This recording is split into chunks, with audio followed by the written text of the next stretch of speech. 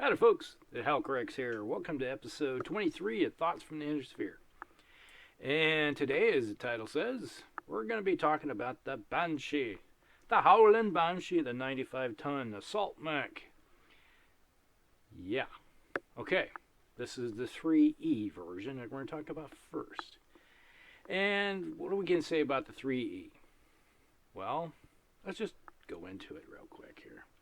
95 tons. It's a 460 mover, has 16 heat sinks, 240 points of armor, a PPC, an AC-5, and a small laser. 95 tons with 3 little weapons. It has the firepower of a Vindicator, which is 45 tons. So if you're looking at just firepower alone, and you wanted to take something that can do just as much damage as the 3E, take a Vindicator. Why would you take a Banshee? Makes no sense. Unless you want to have something that turns into a zombie mech and can shoot for a long time and never worry about too much heat. Because with 16 heat sinks, how's this thing going to heat up? Yeah, just not going to happen. So, yeah, you go into battle and you sit there and you're shrugging off damage right and left, shooting all the time, and you're plinking out damage, the same damage as a Vindicator or a Panther. Actually, I think a Panther does more damage. Yeah, because it has that SRM-4, which has 8. So a Panther has more firepower than a Banshee 3E. Let that sink in. Which is why a lot of times you don't see this version, which we're going to get into the variants, which solves the problem. And you see me, if you know me by playing against me or on my side or against me, you'll never see me run the standard 3E version out of the book. It's just ridiculous. You know, I, for the life of me, don't understand why anybody would ever would use it. And I've never seen anybody that's like, oh yeah, I want to use the 3E. Oh yeah, woo, cheer. Just doesn't happen. I've never ran into anybody. Now, if you are, you know, you can say, hey, yeah, the only reason you use it is just because you use it as a scout mech, you know, fire support mech or something like that. You know, the old joke that, you know, what's a Steiner Scout Lance look like? It has 4 Banshees in it. Yeah, it's 4 of these Banshees. That's a Scout Lance for Steiner. All right, let's just look at the variants here. Well, House Marek, they have one where they replace the autocannon with second PPC. So it has 2 PPCs, and I think it only carries I think they put in 2 more heat sinks for that. So you're with 18. So yeah, every time you fire both the PPCs, you're going up. And if you walk, that's 21.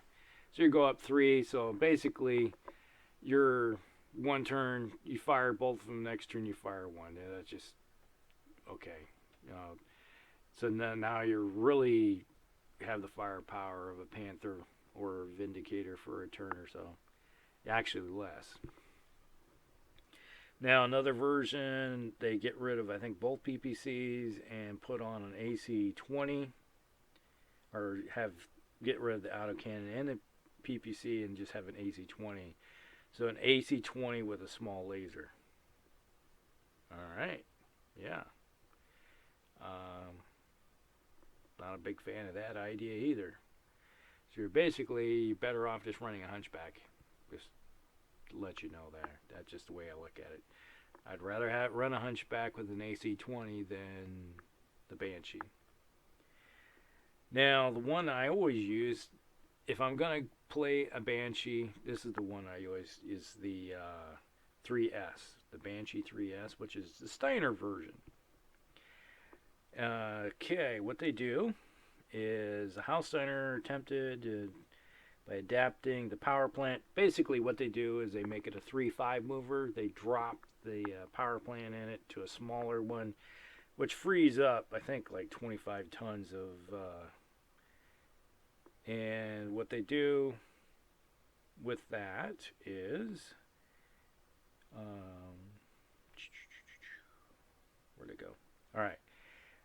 They add 4 medium lasers, a second PPC, an SRM-6 rack, and an AC-10 cannon.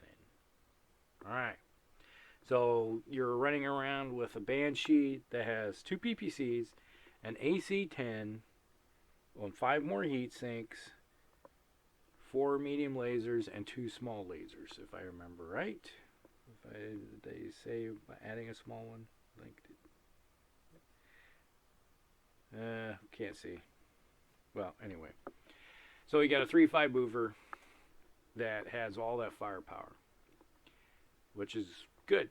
All right, you can dish it out. You have closer in stuff, so if you get a knife fighting range, you're good.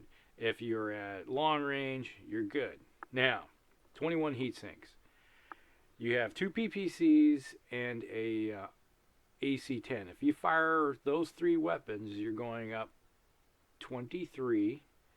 Then if you walk, that's 24. If you have ran, you went 25, so you're a 5 on heat scale, and suddenly you're now going as a 2-4. Would you fire all those 3 weapons if you ran? No, I wouldn't fire the autocannon. That's just plain and simple. Now I would fire both PPCs. That would put me up 1 on the heat scale. That's fine. I'll take that chance. Now, if you just walk, you just went up 4 on it. To see 21. That's 24. So yeah, 4. And let's see, 20, 23, 24. So up 3. So yeah, my math's off a little bit there. So if you ran it, that's 23, 25. So yeah, we went 4. So the next turn you would have to shut off either a PPC or an autocannon. So you can still run it and shoot everything, so you're good there. But you'd have to do the alternate. Fire 2 heavy weapons and not fire 1 to cool off. You see how that works. Alright. Now, when you get into, you can go, if you just walk this thing, alright, so you fired all 3 and you walked. The next turn, once again, you're going to have to not fire one of those weapons to cool off. That's just the way it works. Now, when you get into close, within 9, I would possibly engage the you get the 4 medium lasers. There's 12. SRM-6 puts you at 15. Autocannon would put you at 18. So you're not going to worry. So with those weapon systems, you wouldn't worry about heating up at all. Even if you got into within 3, you can throw in those small lasers still, and it's not a problem with this mech. Now, the biggest problem most people get into when they're running that version is they want to fire the PPCs also. And guess what? You're cooking up slow mech, and suddenly you're really slow. Now, the only time I ever would warrant firing everything is that, okay, you're down to no internal structure left. You're down to like one good hit that hits you anywhere on your mech. You die. Alright. I'm firing every weapon I have because I'm probably assuming I'm going to get nuked anyway. So just go out in style. But that's here nor there. That's just the way sometimes the game works. You know, with my last dying breath, I spit at thee type thing. Wrath of Khan. And other than that, there's not really much that this mech brings to the table in its other versions. The only one I really like is the S. And you just have to understand that you're not going to be firing every single weapon. You just have to put it into blocks. if I'm at this range, I fire this block of weapons. I get into this range, I fire this block of weapons.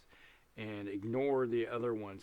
The PPCs are your ones that you fire at long range, and when you get within 9, depending on your modifiers, now let's say you're sitting at range 6, yeah, maybe I might fire the AC-10 and the a PPC, and then some medium lasers. You know, that way I'm doing a little bit more damage possibly in one spot. But that's just the whatever the modifiers may be. All right, that's just situational, however that may come out to be. Now, is there anything I would change on this mech? Well, typically I don't mess with the standard Banshee, the S version, the 3S. If I go into battle with it, I'm usually happy with the standard way. But if I was going to change anything, well, it might be dropping the 2 small lasers in favor of another medium laser. So I'd have 5 medium lasers. And that's 15 with your firing off the SRM 19. So yeah, and then possibly you could run up to 21. So that might be what I would do. Just adding another medium laser at the expense of the 2 small lasers. That's about the only thing I would think about doing. So other than that, what's your thoughts on the Banshee? Do you like the 3E? Or would you rather run the 3S? Now, there's other versions out there that come to the table, but usually those are later in the game, like in 3050.